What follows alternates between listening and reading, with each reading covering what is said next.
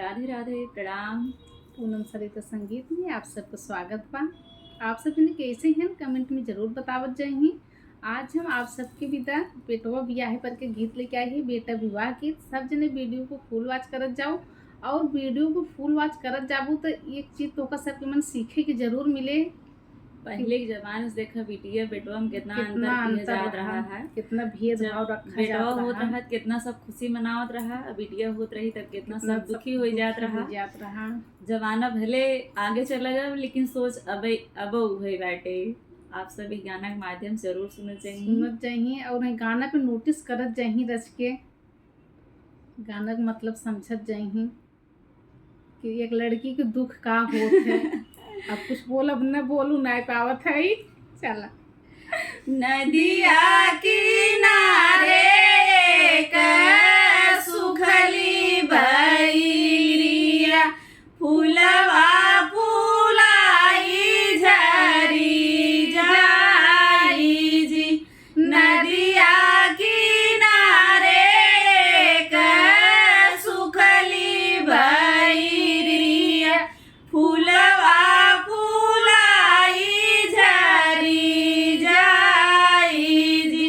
तेरी फूलवा लोढ़ई चले दुल्हे कावन राम, लोढ़ी चले हैं ससुराल जी। तेरी फूलवा लोढ़ई चले हैं दुल्हे कावन राम, लोढ़ी चले हैं ससुराल जी। बैठई के मांगई दुल्हे चंदन पीढ़ैया, बैठते बाबा जी के गोद जी। बैठई के मांगई दुल्हे चंदन पीढ़ैया, बैठते बाबा जी के गोद जी। ओही दिन के बतिया बतावा मोरे बाबा, जेही दिन जनम हमार जी।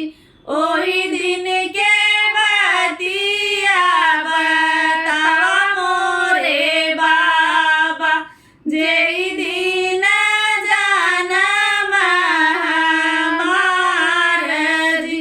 जेही दिन भाए बेटा तोहरा जनमवा, होई गए सोनावन के रात जी। जेही दिन भाए बेटा तोहरा जनमवा, होई गए सोनावन के रात जी। जेठ बैसाखवा के दिन रहे बेटा, उगली दुई जिया के चाँद जी। जेठ बैसाखवा के दिन रहे बेटा, उगली दुई जिया के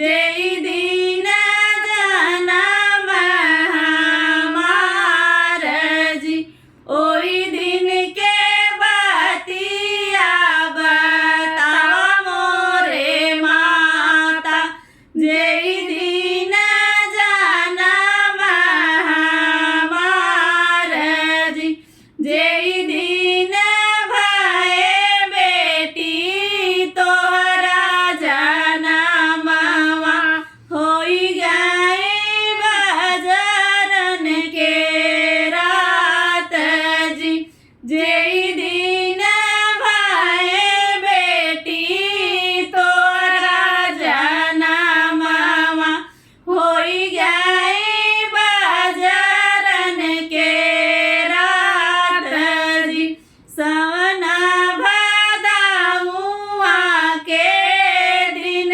रहे बेटी उगली तरैया डूबी जाई जी सवन भदौआ के दिन रहे बेटी उगली तरैया डूबी जाई जी सास ननद नाही दियना जलावे स्वामी देवड़िया नाही ठाड़ जी सास ननद नाही दियना जलावे स्वामी देवड़िया नाही ठाड़ जी। बहुत दर्दनाक गीत बा। वीडियो